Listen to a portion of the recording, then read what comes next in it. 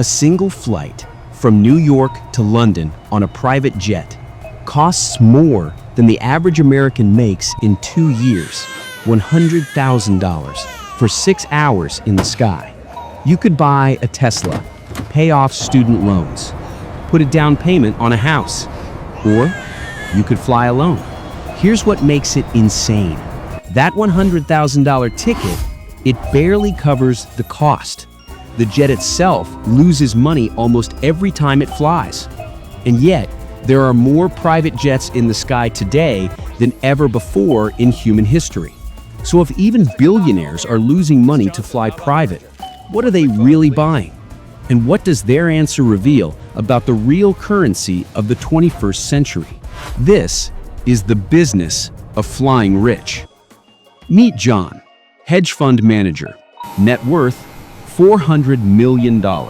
He spends $1.2 million a year on private flights.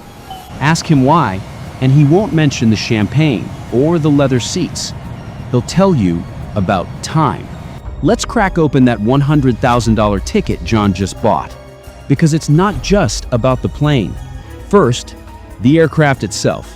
A mid-size Gulfstream G280 costs $25 million new.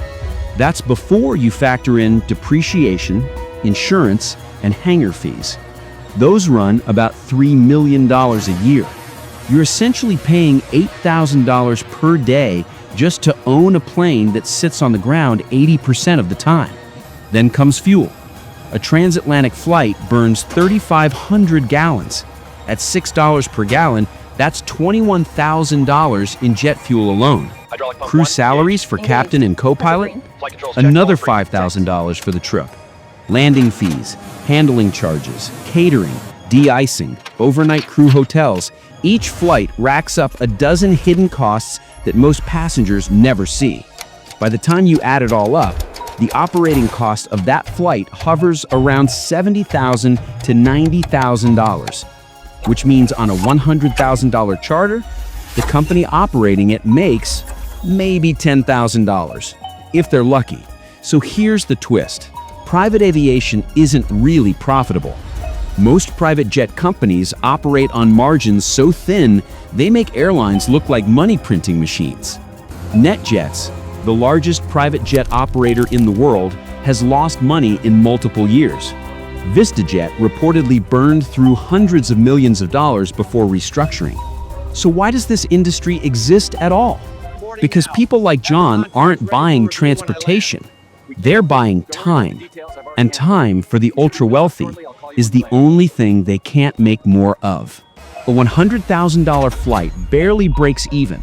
The math doesn't math. But the ultra-rich aren't doing math. They're doing something else entirely. So what are they really buying? And why does saving 3 hours at an airport justify spending more than most people make in a year? Imagine you're worth $5 billion. Your net worth generates about $200 million a year in passive returns. That's $548,000 per day, $22,800 per hour, $380 per minute. Now imagine you're standing in line at TSA, shoes off, belt off, laptop out. Someone's arguing about a water bottle. You've just burned $6,000 waiting to get through security. For someone at that wealth level, every minute spent in an airport is financially insane. A private jet doesn't just save time, it manufactures time. You drive directly onto the tarmac. No security line, no gate, no boarding groups. Wheels up in 15 minutes. You land, and your car is waiting 50 feet from the plane. John can do 4 cities in a day, conduct 3 board meetings, close 2 deals. Flying commercial, he'd still be in the TSA line. But here's where it gets psychological. Dan Ariely, behavioral economist, calls this loss aversion amplification. The wealthy don't just hate wasting time. They experience it as physical pain. Every minute in an airport feels like money actively burning. And once you've flown private once, flying commercial feels like going backwards. It's the same reason lottery winners go broke. Lifestyle inflation is irreversible. you can't unknow the comfort of never waiting again. So they pay $100,000 to avoid 3 hours of discomfort, and they call it a business decision. For the ultra-rich, time isn't money. Time is everything. And private jets are the only way to buy it back. But there's a darker edge to this, because the business of flying rich isn't just about efficiency. It's about something we don't like to admit. Here's what no one tells you about private aviation. Most private jet passengers could afford first class. Hell, they could buy every first-class seat on the plane. A first-class ticket from New York to London runs $8,000 to $15,000. A private jet costs 7 times that. So why not just fly first class? Because first class still has other people. And the entire point of extreme wealth isn't just comfort, it's separation. Thorstein Veblen wrote about this in 1899. He called it conspicuous consumption. The idea that the wealthy don't buy things for utility, they buy them to signal distance from everyone else. A Rolex tells better time than a Casio? No, but it tells everyone around you that you're different. Every luxury brand sells the same thing: exclusion. Hermes makes 200,000 Birkin bags a year, but only 12,000 people can buy one. Ferrari deliberately produces fewer cars than demand. Private jets just take exclusion to altitude. The entire luxury economy is built on engineered scarcity, and private aviation is the ultimate expression of it. Look at their advertising. It's not about speed or efficiency, it's about control, privacy, freedom. One NetJets ad literally says, "The world is yours." Another, "Live beyond." They're not selling flights, they're selling a feeling. The feeling that you've transcended normal human inconvenience. But here's the twist that changes everything. Most people flying private don't own the jet. Fractional ownership and charter flights make up 70% of the private aviation market, which means most passengers are renting. They're paying $100,000 to feel like billionaires for 6 hours. And that's when you realize private jets aren't a luxury product, they're a psychological product. The business of private jets isn't transportation, it's selling separation.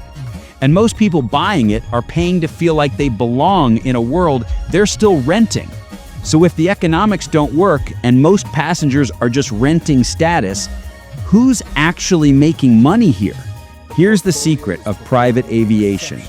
The passengers lose money, the operators break even, and the middlemen get rich. Let's follow the money. First, the manufacturers: Gulfstream, Bombardier, Dassault. These companies print money. A new Gulfstream G700 costs $78 million. Production cost? Maybe half that. They're selling 150 jets a year at 50% margins. Do the math. Then there's maintenance. Every 400 flight hours, a private jet needs inspection and service. Cost per visit? $500,000 to $2 million. You can't skip it. It's legally mandated. The maintenance shops have customers who have to come back.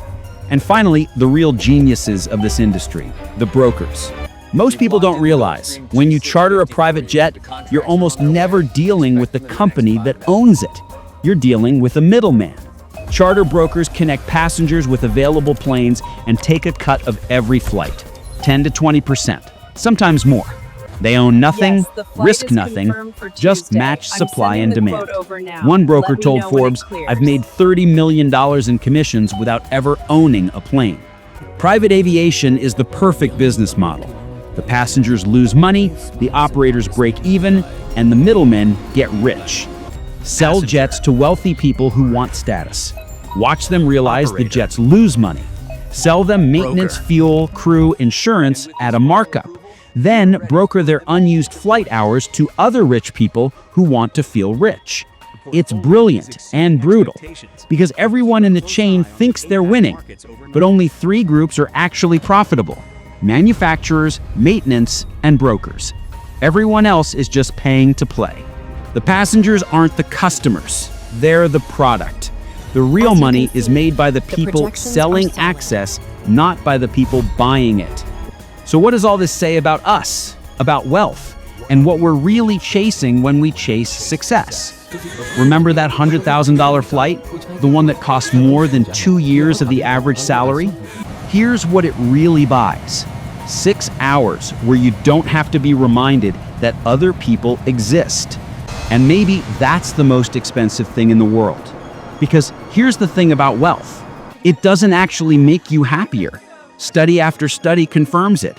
After about $75,000 a year, more money doesn't increase life satisfaction. But it does by distance. From crowds, from inconvenience, from the daily friction of being human. And once you buy that distance, you can't give it back. The ultra-rich aren't flying private because it makes financial sense. They're flying private because they've optimized their lives to the point where they've forgotten what it's like to wait. And here's the question you have to ask yourself. What are you willing to pay to avoid discomfort? Not $100,000 for a flight, but smaller things. An extra $8 for delivery instead of cooking. $200 for priority boarding. $15 a month to skip ads. We're all playing the same game, just at different stakes. The business of flying rich isn't really about jets. It's about the universal human desire to rise above, to be separate, to be special. Maybe that's what all of this really costs. Not money, but connection. The most expensive seat is the one you sit alone.